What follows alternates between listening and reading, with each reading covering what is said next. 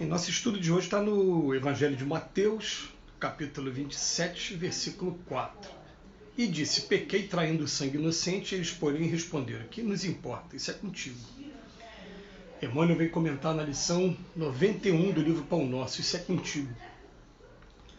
A palavra da maldade humana é sempre cruel para quantos lhe ouvem as criminosas insinuações. O caso de Judas demonstra a irresponsabilidade e a perversidade de quantos cooperam na execução dos grandes delitos. O espírito imprevidente se considera os alvitres malévolos em breve tempo, se capacita da solidão em que se encontra nos círculos das consequências desastrosas. Quem age corretamente encontrará nos felizes resultados de suas iniciativas aluviões de companheiros que lhe desejam partilhar as vitórias. Entretanto, muito raramente sentirá a presença de alguém que lhe comungue as aflições dos dias da derrota temporária.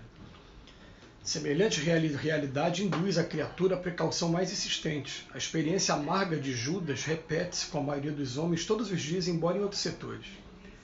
Há quem ouça delituosas insinuações da malícia ou da indisciplina no que concerne à tranquilidade interior, às questões de família e ao trabalho comum.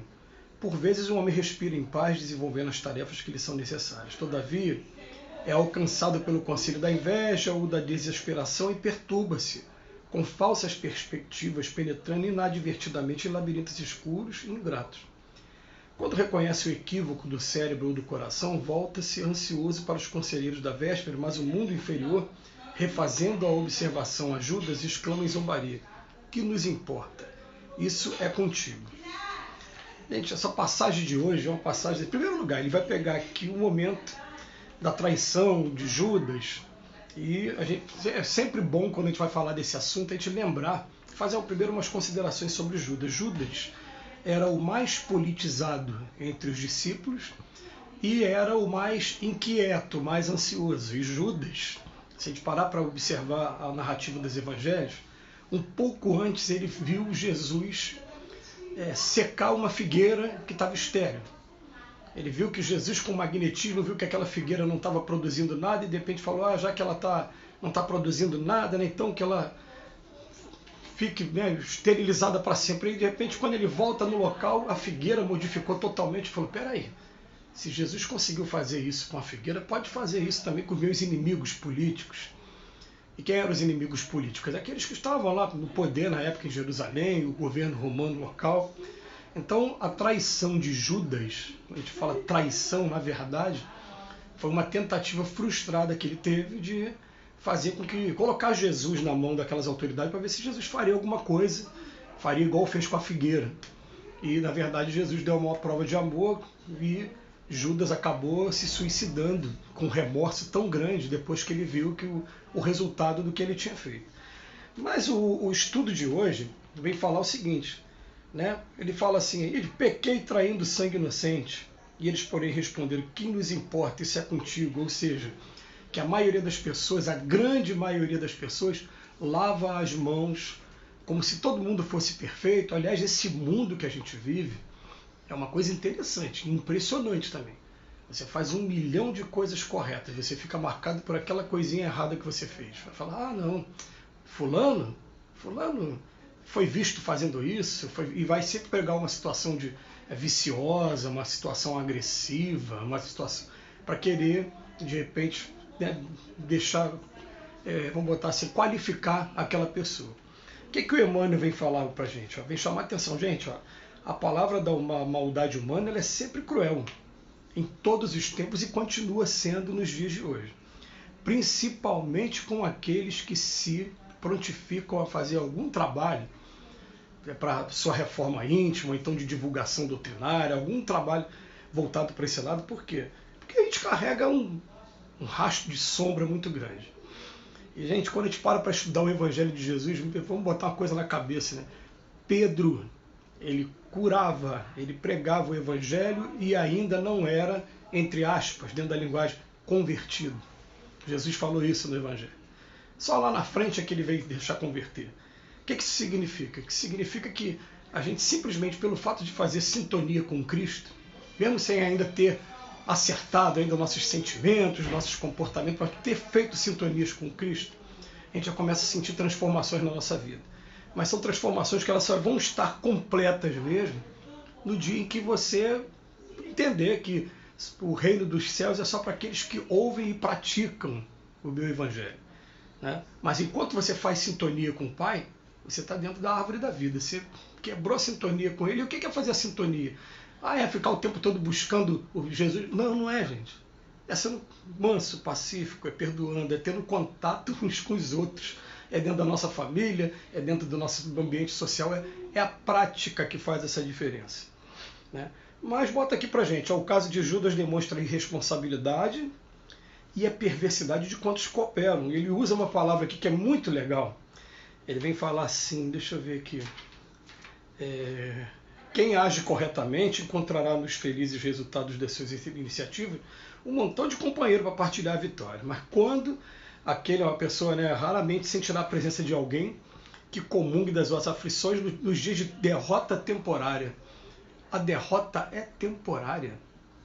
A derrota ela vai trazer dor, reflexão para a gente e modificação dos nossos comportamentos. Modificou um comportamento? Vamos virar a página e bola para frente. Isso que a gente ouve aí, às vezes, vê aqueles cartazes, né? Reencarnação, questão de justiça. E a gente até respeita os companheiros que não conseguem ainda aceitar a ideia da reencarnação. Mas o que é reencarnação? A reencarnação é você ganhar corpo novo, CPF novo, Serasa não te conhece mais, né? Ganhar tudo novo e ter uma nova oportunidade, inclusive com o esquecimento do passado, tendo apenas as tendências instintivas, já anotando o que nós somos de verdade, o que nós fizemos no passado. Que o instinto nosso ainda, né? A voz da consciência e as tendências instintivas, ela mostra pra gente o que nós somos, o que a gente tem feito aí espiritualmente. Mas nesse ponto, ele vem mostrar pra gente assim, ó, há quem ouça delituosas insinuações de malícia e de disciplina do que concerne a tranquilidade interior, as questões de família e ao trabalho comum. Por vezes o homem respira em paz, desenvolvendo as tarefas que lhe são necessárias. Todavia, é alcançado pelo conselho da inveja ou da desesperação e perturba-se com falsas perspectivas. Vamos pegar aqui uma coisa.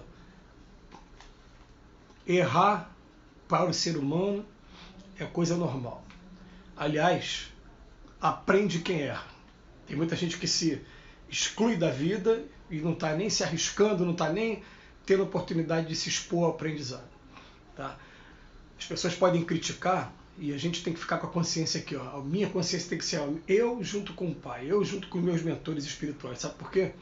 Porque eles estão acompanhando a gente dia a dia e sabe que até nos nossos deslizes, antes de deslizar uma vez, a gente resistiu 10, 20, 30 e de repente teve aquele deslize ali. Eles estão acompanhando, estão vendo o esforço que você está tendo. Então minha consciência tem que ficar aqui, ó, entre a gente. As críticas que vão vir de fora, elas são normais. A gente vai ouvir, vai respeitar, né? Vai procurar só chamar a atenção, né, de certa maneira. Tem mania de olhar o cisco no olho do outro e não olha a trave que está no nosso. Mas como isso é bom pra gente, né? Quando vai falar dos outros, deixa a pessoa, porque também ninguém aqui na Terra é santo. Não existe santo aqui na Terra. Ponto. Né? Tem aquelas pessoas que estão agora em sintonia com o Pai e estão errando menos ou não errando pelo fato de estar em sintonia. Mas perdeu a sintonia, a gente começa a entrar na cadeia dos erros de novo. Então, por isso que fala vigiar e orar e fala pra gente, ó, que a Terra é complicada mesmo. A gente está mergulhado num ambiente espiritual de energias tão densas, tão negativas, que essas energias ficam te contagiando e é totalmente impossível você atravessar um charco sem chegar do outro lado sujo. Você tem que tentar não se sujar muito, né? Não ficar com a consciência tranquila, falar, eu passei naquele meio ali, mas não me deixei contaminar. Agora, a gente vai receber críticas, e essas críticas, quando elas forem justas, verdadeiras, a gente vai aceitar porque é justo. Quando elas não forem verdadeiras, a gente vai, de certa maneira, relevar, porque na verdade minha consciência está tranquila. Então, quando a crítica chegar, que chega a crítica. Ou ela vai encontrar que é uma consciência tranquila, que não vai dar atenção porque aquela informação é desprovida de veracidade, ou se encontrar realmente o eco, eu que vou ter que rever os meus comportamentos, aí sim, isso é contigo, mas não assim de colocar o dedo na ferida da pessoa. A pessoa está precisando de mãos dadas. Se errou, eu também já errei nisso, os espíritos superiores já erraram muito, por isso que eles são superiores. Que Jesus nos abençoe hoje e sempre.